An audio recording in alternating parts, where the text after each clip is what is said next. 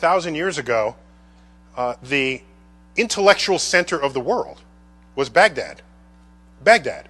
Europe was busy disemboweling heretics at the time.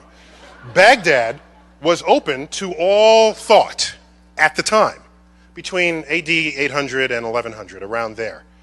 If you look at the advances that unfolded in that period, in that location, it includes the invention of algebra. Algebra is an Arabic word. Algorithm is an Arabic word. 2/3 of the stars in the night sky that have names have Arabic names. How does that happen? Where did the naming rights come from?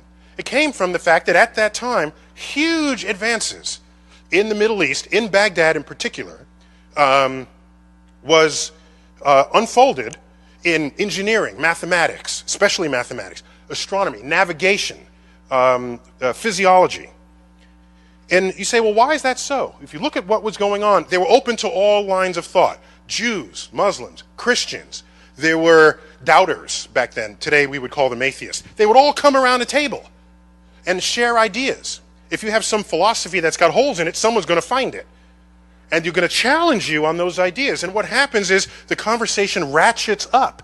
You discard what doesn't work and you keep what does. And when you do that, you make discoveries, and you make discoveries rapidly. And at the time, that period drew to a close. If you read history books, they'll typically describe sort of the sacking of Baghdad. It was a bad time for the city. And they say, oh, it all came to an end. However, the Islamic culture rose at other times later. And in those other times, science and engineering discoveries were not a part of it. So he asked, why not? You got the cultural heritage, why doesn't it show up again? And then you got to dig a little deeper from the sacking of Baghdad, and you find out there was a Muslim cleric, Al-Ghazali was his name, who was to Islam what St. Augustine was to Christianity. St. Augustine kind of laid out the rules for how to be a good Christian at the time. A lot of people were practicing it in their own way. He codified it. He was a religious scholar, figured it out according to his own read, told everybody how to behave. There's the book. You follow this, you're a good Christian. Al-Ghazali said, you follow this, you're a good Muslim.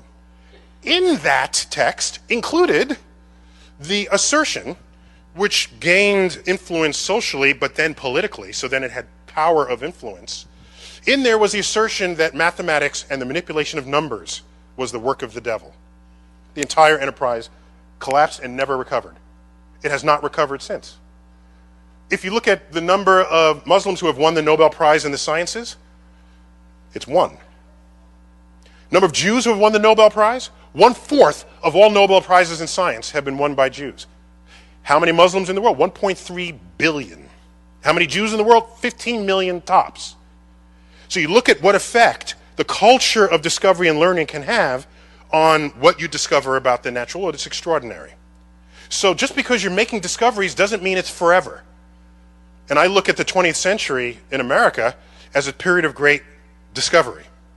And then I see forces now operating against it. And then I look at the history of the consequences of this, and I see America just simply fading into insignificance. No, it's not off of a cliff. It's just a slope. And every next day you're a little bit further down on the slope. You barely notice it, right? Until one day you can't see over the hill that you just came from. And then you try to make do with what you have down here, and then you find out it's the rest of the world making the inventions and not you. You're trailing, no longer leading. You're not even abreast with what's going on. You're running behind trying to catch up. Have a nice day. Yes.